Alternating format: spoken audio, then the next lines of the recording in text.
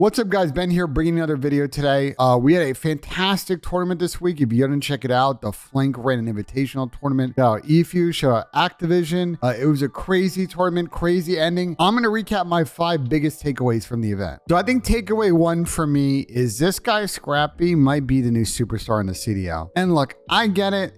He hasn't played a single leg of a CDL match. But what we've seen so far from him in these tournaments, the way he conducts himself, the banter, the smack talk, and he backs up with the gunny. I think this kid has a lot what it takes to be that sort of next big sort of icon in the CDL. I mean, he beat a lot of really big names in this tournament. And every time Tom and I would come in their channel and do a little bit post-game interview, you know, this guy Scrappy was always coming in with some heat. And look, I mean, we're going to see how he does in these set of matches coming up before the Major 1 qualifier. And he's playing some pretty big name teams. You obviously got the Battle of North rematch against Minnesota. They're going to play New York and that match against FaZe and Seattle, 2 other quality teams. Look, this guy Scrap's going to talk a smack in some top teams this year. I think he's going to back it up as well with his gun power and skill. Really curious to see if he can be sort of an MVP caliber player this year. I think Rookie of the Year, he was very much in reach, at least at the moment. Speaking of impressing, my sort of second takeaway is I think through a lot of these couple of launch points we've seen this week, you know, it's a pretty stacked league, and some of the teams that people were disrespecting, and I will put myself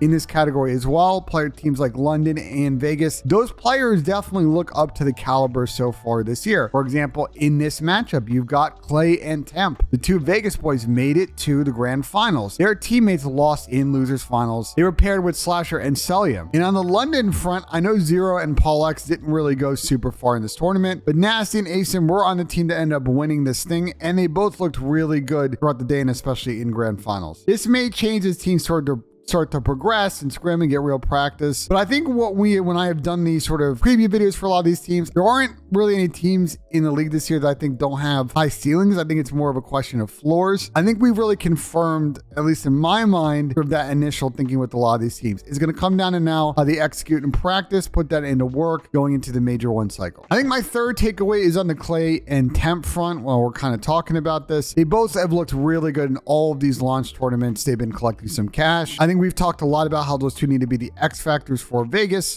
because I think their sub duo, while solid, is not, you know, high on the list where they stack against other teams. And I think Clay and Temp have shown that they can really hang with the best on ARs. To me, it kind of seems like Vegas sort of is in that spot now where, look, if they kind of are mixed or medium in the beginning of the year, they might be able to parlay this team, if TJ and Pro struggle, into replacing 1 or 2 and picking up some better subs and maybe really increasing the floor of their team. So I'm going to be looking out to see if they're an active player, especially during the roster menus in the first 2 periods of the year. Takeaway number 4, the meta doesn't seem to be totally established yet. We saw a lot of AUGs, we saw a lot of M4s. The sub kind of choice here, as you see Nasty running the Vaznev, seems to be pretty locked and loaded, especially with the AK-74U getting GA'd. But on the AR front, still really a question of which gun is the best. It seems like the M4's got some really good mobility. The Scar shoots pretty straight, but the ADS speed is really a problem if you're trying to play a little bit cracked. I've seen some people also running around, especially in this tournament, with the AUG. So I think the jury's still out on what the best build is, and I'll be curious to see as we get into next week where we are at on that front. I think the last takeaway for me is about the map pool. So in this tournament, only 3 hardpoint maps were played. I think there's still some work to do here on the map pool front. From my understanding, we probably should be getting a heads up on V1 rule set next week. It's kind of based on Challengers Cup starting up soon, and they're going to need something to play in that tournament. But if we're not able to play Hotel or Formula 1 to begin the season, and by Formula 1 I mean Crown Raceway, we're going to have to do some work on some of the other maps like Farm,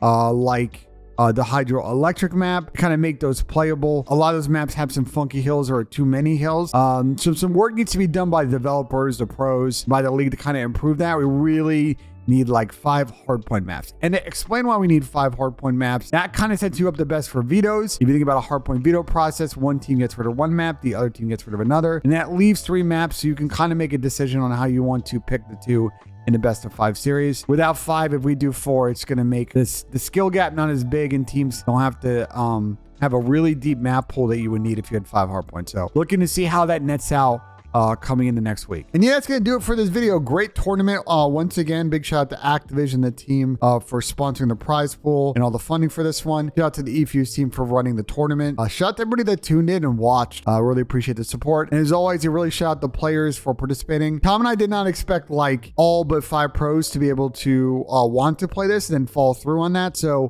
massive shout out to those guys for pulling up, giving a great time to everybody. I hope we can run another one of these for y'all. So let me know in the comments what you think about the tournament, what your feedback was. You agree with some of my takeaways? Respond to a few y'all in the comments. Like if you love the video and subscribe for more content. And as always, guys, we'll see you in the next one.